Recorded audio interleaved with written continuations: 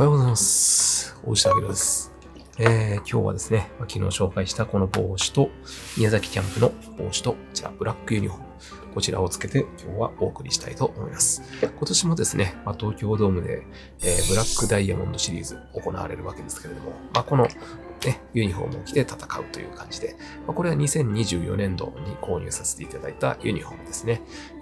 残念ながらここに、チャンピオンマークはありません。今年のは、ここにチャンピオンマークがつくということなんですけれども、このチャンピオンマークのためにまた、プロコレはちょっときついというところで、今年は、プロコレはちょっとやめとこうかなと思っておりますが、2019年、2020年、優勝した年、その年はね、東京ドームのショップを見に行った時にね、ワッペンだけ売ってたような時があったんですよね。で今年はどうなるかわかんないんですけども、ナイキに変わってしまってるんでね、ちょっとそういう面で考えて、ちょっとないのかなっていうちょっと気がするので、あれば購入して自分で手動でシュッと貼ろうかなと思っております。そんなこんなで今日もよろしくお願いいたします。はい、ということで、ここ最近非常に寒いですね。マジで寒いです。ちなみに僕最近この湯たんぽをね、使ってるんですよ。これなかなかいいですよ。ね。当然、湯たんぽのカラーもジャイアンツカラーでございます。ここにお湯入れて、布団の中にぶっ込むだけ。あったかいです。意外とね、長時間保温が効くというか。でね、足元が冷めるんで、冷えるんで、これだけ入れるだけでも僕は全然ね、あったかく布団の中で眠れますという感じです。はい。ということでですね、今日もオープン戦が、昨日から始まって、今日も第2戦目ですね。2戦目。ということで、2戦目、今日はですね、広島東洋カープとの戦いということでございます。試合はですね、昨日は、一応オープン戦初勝利という形で勝ちましたけれども、今日はですね、なんかこれといって見せ場もなく、ちょっとなんか、暇な退屈な感じで終わってしまった、そんな試合かなという感じでございます。調整の場とは言っても、ちょっとね、やっぱり若手の、活躍がね、もうちょっと、欲しいなというところではございますけれども、豪快な一発はないにしてもね、ヒット、単打みたいな部分ではね、ちょこちょこ出て、期待はできるかなという選手がね、出てくるんですけれども、今日はちょっとね、投手陣、特に西舘選手と、堀田健信投手がですね、ちょっとピリッとしないという形で、特にストライクが入らない。そういうところでね、西舘選手が5失点ですか。で、その後、堀田健信投手もですね、あまりストライクが入らない。そういう中で、2失点ということで、結果的には7対2という形で、試合が終わるわけですけれども、そういうところですかね。やっぱローテーションにね、入ってほしい投手なだけにね、ちょっと今後のね、またもう一波乱、活躍を期待したいところではございます。はい。その中でですね、打線に関しては、やっぱり今年はやっぱ3年目ということもあり、門脇選手とかね、ちょこちょことね、打撃良さそうですからね、今年は。ちょっと門脇選手、今年期待したいですね。やっぱ2年目っていうのはやっぱりね、去年いろいろ苦戦しましたけれども、その苦戦の経験もあった中での3年目ですか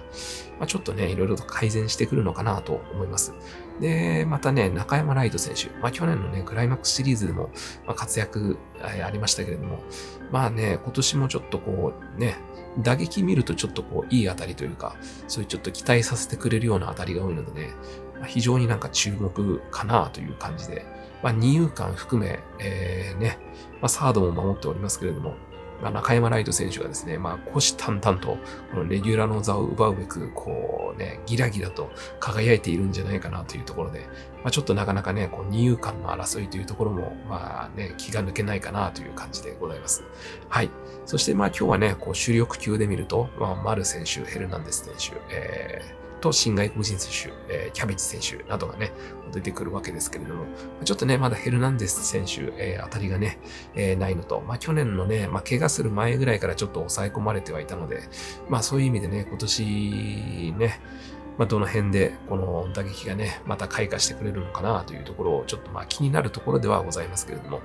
そしてキャベッジ選手ね、まだね、日本に来て打席数もないんですけれども、今後どういうふうに、輝いていくか気になるところではございますけれども、やっぱジャイアンツはね、昔からあんまり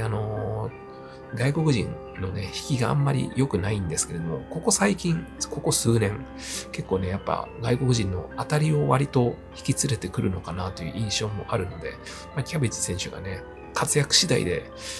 チームの強さが全然変わるんじゃないかなというところでございます。はい。なのでね、ちょっと今後の活躍にも期待したいなというところを見つつ、若い選手はね、これから主力級、いわゆる本体と言われる選手たちがね、オープン戦にゾロゾロと多分出てくると思いますので、若い選手はね、今のうちに活躍して、なんとかね、アピールしてほしいなというところでございます。はい。ということでですね。そんなこんなで、オープン戦っていうのはね、やっぱりね、順位はあれど、やっぱりね、争いっていう感じではないのでね、そこまでやっぱりね、自分のチームが勝った負けたっていうのは案外そこまで気にならないというか、で、その影に隠れて他の球団がね、どういう風になってるのかなとかいうのはちょっとね、うっすらと気になりますね。パリーグはね、基本的に戦わないので、セリーグばっか見ちゃうんですけれども、やっぱりセリーグは、ね、外国人選手によるものが結構でかいんじゃないかなと。特に広島の今日の外国人選手もそうなんですけれども、広島、中日、この2チームは結構外国人の出来次第で、かなり怖い位置に来るんじゃないかなっていう予想はね、個人的にしております。で、横浜ベイスターズ。横浜ベイスターズはね、もともと打撃がいいチームですから、ここは逆に投手力が、完全にね、整備されると、ちょっと手がつけられないのかなと思うところはありますね。これからおそらくバウアー投手とかも、来ると思いますし、横浜もね、なかなか、怖い存在かなと。で、阪神もね、中継ぎが鉄壁ですので、藤川監督がね、どういう采配をしてくるのか、非常に、気になるところと、ヤクルトスワローズ。ヤクルトはね、去年、投手がね、あんまり良くなかったんですけれども、やっぱりね、打撃の面で見るとね、そのサンタナ、オスナ、プラスで村上、特にね、結局調子あまり良くないとは言っても、結局去年村上選手も30発近くね、ホームラン打ってますからね。そういう面で考えると、やっぱりヤクルトの打撃も怖いところはありますし、だからここでやっぱりね、投手力がきっちりと整備されてくると非常に怖い存在なのかなと、個人的には思っております。はい。そんな感じでございますね。ということでね、まだまだオープン戦も、始まったばかり、まだ3月にもなってないんでね、わからないんですけれども、今後ね、どういう風に世間が流れていくか、注意しながら見ていきたいなと思います。ということでね、とは言っても、ちょっと今日の試合は少し退屈だったのでね、もう少し気持ちのいい試合をね、明日以降オープン戦でも見せてほしいなというところでございます。明日はオープン戦、巨人ロッテということで、田中将大投手が、今シーズン、オープン戦に初登板ということで、おそらくそんな長い回は投げないと思いますけれども、どういう感じでね、ジャイアンツで投げてくれるのかというところをちょっと期待しながらね、見ていきたいなと思います。それでは本日もありがとうございました。それではまたの機会をお会いしましょう。さよなら。失礼します。